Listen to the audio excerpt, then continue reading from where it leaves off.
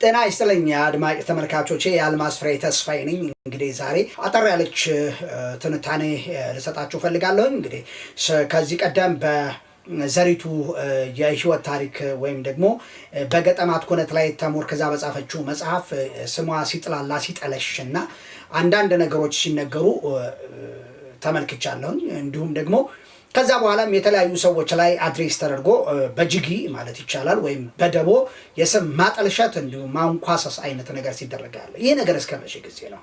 በእርግጥም በአገራችን ህግ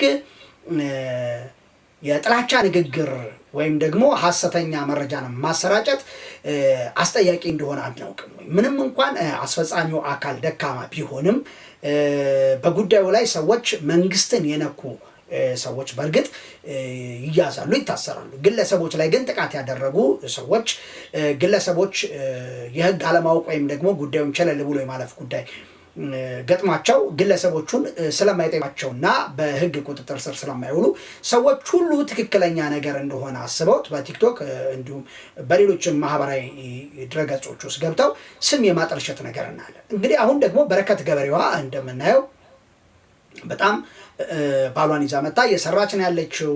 ደጉን እንደምናውቅ ሁሉ ክፉ ሊኖርባት ይችላል። ግን ያ ሰራች የተባለው ክፉ ነገር ምንድን ነው?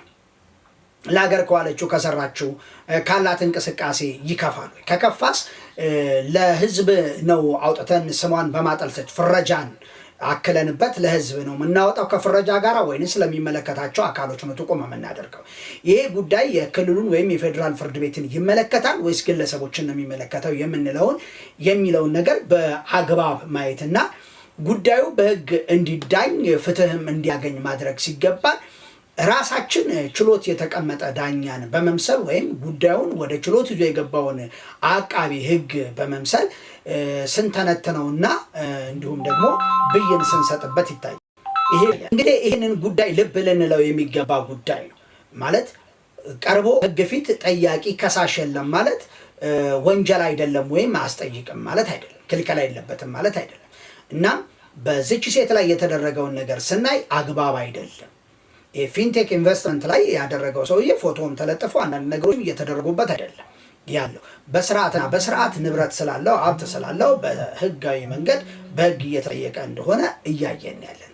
ስለዚህ እሷም በደል ካለባት በህግ በችሎት ፊት ቀርባ መጠየቅ ሲገባት ማህበራዊ ሚዲያ ላይ የምትጠለሽበት ምክንያት አግባብ አይደለም እላለሁ። ለዛሬ እንግዲህ